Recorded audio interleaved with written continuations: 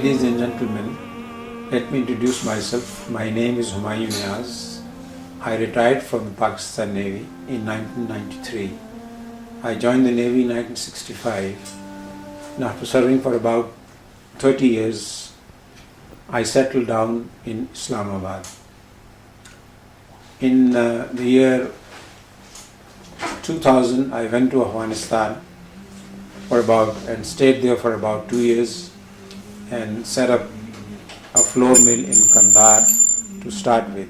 We had planned to set up 10 flour mills in the whole country, and we also started working on various industrial units projects which were in various stages of completion. After the attack on Afghanistan by the coalition forces in October of 2001, I stayed there for about 6 months or so after the attack, and after that I came back to Pakistan. So my experience of these 2 years from 2000 to 2002, I decided to write a book about that, what I saw and what I heard, and what was told to me before I went over to Afghanistan. So I'll go through the preface to start with, and that will make things quite clear. Bismillahirrahmanirrahim. This is the name of the book is A Tragedy of Deception: The Taliban as I Saw Them in Afghanistan. This is a true and first-hand account of the last days of the Taliban rule in Afghanistan as seen through the eyes of a neutral, ordinary and apolitical person who went to Kandahar to set up a series of flour mills and other industrial units in September of the year 2000. All that is said in the book is the truth, and nothing has been concealed. I should also make it clear at the outset that there is no other motive or agenda in writing this except that the truth must be told. I realize that in today's world controlled by the so-called mainstream media, this is not easy. Half-truths and sheer lies are being propagated with such force that truth is now a victim of collateral damage. My sole purpose in going to Afghanistan was to set up the milling operation for grinding wheat and other grains available within the country, and to identify and work on other projects to be taken up later.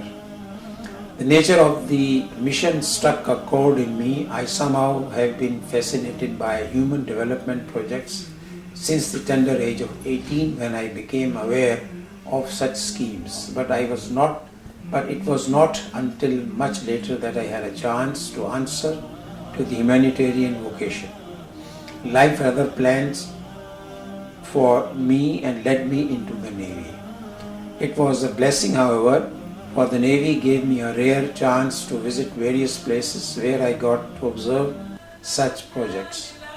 One particular instance was in Karachi, where I lived for about 30 years from 1964 onwards, before retiring and settling down in Islamabad. I got to visit several times a large low-cost housing project eventually named Orangi Town. This previously filthy squatter settlement was eventually turned into a livable area. It was a singular achievement made possible by self-reliance and participatory bottoms-up approach of Dr. Akhtar Hamid Khan, a Pakistani social scientist par excellence and a Nobel Peace Prize nominee, who proves to be a foresighted, dynamic leader of the Orangi Pilot Project, popularly known as OPP. Under his lead, they built a sewage system, roads, parks, schools, mosques and community centers, all by themselves and in the face of intense opposition by city administration. A sensational success, it was finally absorbed administratively against its will into the fabric of Karachi Municipal Corporation in the late 1980s. I saw the transformation took shape from 1965 to 1992 and it was an eye-opening, inspiring lesson. I realized that for such developmental projects, what were needed were not necessarily large funds. What was more important was dedicated and sincere leadership and good organization. These were the memories I carried with me when I went across to Afghanistan in the year 2000. I had never been to the country before, but had heard a lot of things about the place and the people. Some turned out to be true, some doubtful, while others were outright lies. I shall point out this fact as we go along. This book is basically a narrative as things happened and as I saw them. Any derivations or comments are based on experience and events on the ground as seen. All people mentioned in the book are real. Sadly, some are now no longer with us. Mostly only first names have been used, except where it was necessary to refer to a specific person. An effort has been made to adhere to the chronological sequence of events, however it may have been compromised in places for clarity. मेरा नाम हुमायूं नियाज़ है। मैंने Pakistan navy 1965 में join की और 1993 में retirement लेकर कराची से तो मैं इस्लामाबाद में फिर यहाँ के इस्लामाबाद में सेटल हो गया था। और इन द ईयर 2000 में गया अफ़गानिस्तान और तकरीबन 2 साल में वहाँ रहा और वहाँ पर उनकी जो इंडस्ट्री जो तबाह हो गई थी 30 साल की जंगों में, उसको हम रिस्टोर करने की कोशिश कर रहे थे। तो उसमें हमारा एक बहुत बड़ा प्रोजेक्ट है जिसमें हमने 10 फ्लोर मिल्स पूरे मुल्क में लगाने का जो एक मंसूबा बनाया था। तो उसमें हमने एक फ्लोर मिल लगाई थी कंधार में जो कि मुकम्मल हो गई थी तो 2001 में, और उस वक़्त जो है ये फॉरेन फोर्सेस ने अफ़गानिस्तान पे अटैक कर दिया। इस वजह से वो फिर आगे प्रोजेक्ट आगे ना चल सका, बाकी फ्लोर मिल्स ना लग सकी और भी जो प्रोजेक्ट्स जिन पे हम काम कर रहे थे या कुछ कर चुके थे वो भी सारे के सारे प्रोजेक्ट्स जो है वो नामुकम्मल ही रह गए। तो ये जो मेरा एक्सपीरियंस था अफ़गानिस्तान में 2 साल का, तो इसके बारे में दोस्तों के मशवरे से मैंने किताब लिखी जिसका नाम है tragedy of deception, the Taliban as I saw them in Afghanistan. किताब अंग्रेज़ी ज़बान में है और इसके अंदर जो है कुल 9 इसके चैप्टर्स हैं। तो मैं आज इंशाअल्लाह हम इसका जो प्रीफेस है, जो इसके तारुफ है, वो मैं इंशाअल्लाह पढ़ेंगे। तो मैं पढ़ूंगा भी इंशाअल्लाह और उसके बारे में थोड़ी सी आपसे बात भी मैं करता जाऊंगा ताकि जो मैं पढ़ रहा हूँ वो चीज़ वाज़ेह हो जाए। तो हम शुरू करते हैं। बिस्मिल्लाहिर्रहमानिर्रहीम। This is a true and first-hand account of the last days of the Taliban rule in Afghanistan as seen through the eyes of a neutral, ordinary and apolitical person who went to Kandahar to set up a series of flour mills and other industrial units in September of the year 2000. All that is said in the book is the absolute truth and nothing has been concealed. I should also make it clear at the outset that there is no other motive or agenda in writing this except that the truth must be told. I realize that in today's world controlled by the so-called mainstream media, this is not easy. Half-truths and sheer lies are being propagated with such force that truth is now a victim of collateral damage. यहाँ से मैंने किताब को शुरू किया क्योंकि जब मैं अफ़गानिस्तान गया, मैं अफ़गानिस्तान पहले कभी नहीं गया था। जब मैं पहली दफ़ा वहाँ गया और मैंने वहाँ पर जो कुछ देखा तो अक्सर चीज़ें जो थी वो जो मुझे बताई गई थी और जो सुनी थी वो गलत निकली। कुछ बातें सही थी, आगे मैंने इसके बारे में लिखा है। तो मेरे लिए एक इट वाज आई ओपनिंग, मेरे लिए ये एक्सपीरियंस था ये 2 साल का। तो इसलिए मेरी ख्वाहिश है कि ये किताब पढ़ने के बाद जो ऑडियंस हैं उनको ये दे विल रियलाइज़ के जो बात उन्होंने अखबारों में पढ़ी है या ख़बरों में सुनी है उसमें और जो वहाँ पर असल में जो सिचुएशन ऑन द ग्राउंड जो थी वहाँ पर अफ़गानिस्तान में, उसमें ज़मीन और आसमान का फ़र्क था उस वक्त।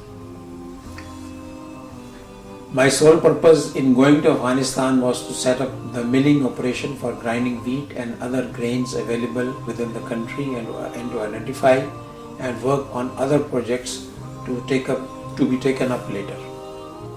इसके अलावा और भी प्रोजेक्ट्स थे जिस पे हम काम कर रहे थे, जिनकी तादाद तकरीबन 40 से ज़्यादा है, और उनकी लिस्ट मैंने किताब में दे दी कि वो प्रोजेक्ट्स क्या थे जिन पर हम काम कर रहे थे।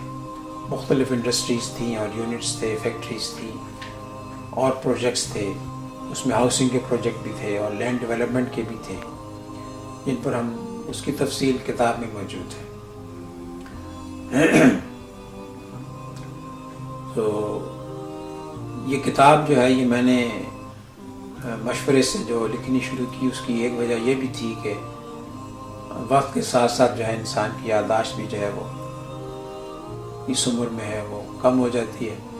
तो ये मैंने यहाँ इस किताब में भी लिखा है, I decided to write this book before memories became too distant and forgetfulness sets in.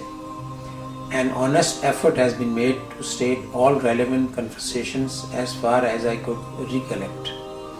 It is a genuine effort to bring out the true nature of things as they occurred, notwithstanding what was reported in the press. The irony of the story will be evident to most readers, and that is one of the purposes of writing this book. For those who saw it all happen firsthand, separating fact from fiction may not be impossible. For outsiders, it is never easy, and even more so in case of Afghanistan, because very little was known about the place before the Russian invasion. And after the war was over in 1989, the world promptly forgot all about it again. It would have been much better for the country if things had stayed that way. The Taliban regime was doing some good work for the people and the country within their limited capacity. It had gotten rid of warlords and brought about the rule of divine law to a lawless society. Crime rate, including white-collar crimes, was almost zero. But 9/11 changed all that. Afghanistan was ostracized subsequent to that world-changing event, and sanctions were imposed by UN authorities at US bidding. The innocent Afghan people thus had to bear the brunt of such unfair punishments for crimes they did not commit. तो ये जब अफगानिस्तान पे हमला हुआ है, उससे पहले यानी हमले की तैयारी जब उन्होंने की, जिन लोगों ने उस पर अटैक किया अफगानिस्तान पे, तो उन्होंने उसकी मुल्क को कमज़ोर करने के लिए उस पर जो है सैंक्शंस लगाई। और ये मुल्क था बहुत पहले गरीब था, और गरीब मुल्क पर सैंक्शन जब लग जाती है तो फिर उनको यानी उनकी ज़िंदगी जो है बहुत मुश्किल हो जाती है। ये हमने अपनी आंखों से देखा। मैंने इस किताब के अंदर उसके बारे में भी लिखा है कि मैंने ये एक चीज़ जो अफ़गानिस्तान में उस वक़्त नहीं मिलती थी वो एनेस्थीसिया था। एनेस्थीसिया जो है वो बैंड था, सैंक्शंस थी उसके ऊपर।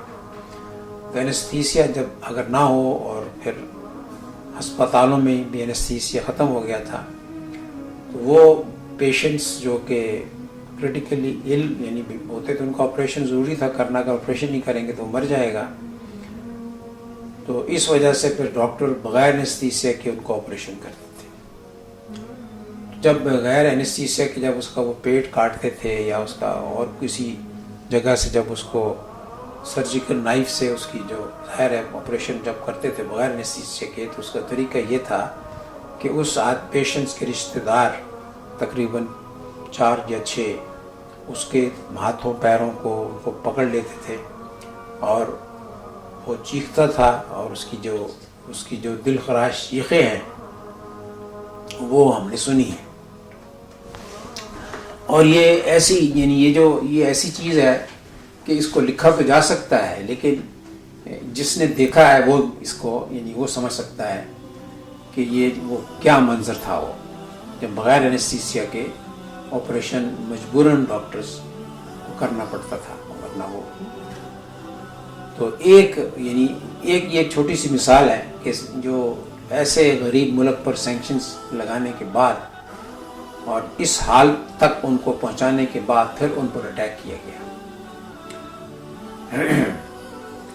हाँ, एक बात और मैं यहाँ वाजे करते चलूँ, ये मैंने ये थोड़ा सा पढ़ता हूँ किताब में से, ये बात वाजे हो जाएगी। It would be prudent to make a distinction between the Afghan Taliban in this book and the Pakistani Taliban, popularly known as TTP or Student Taliban Movement of Pakistan.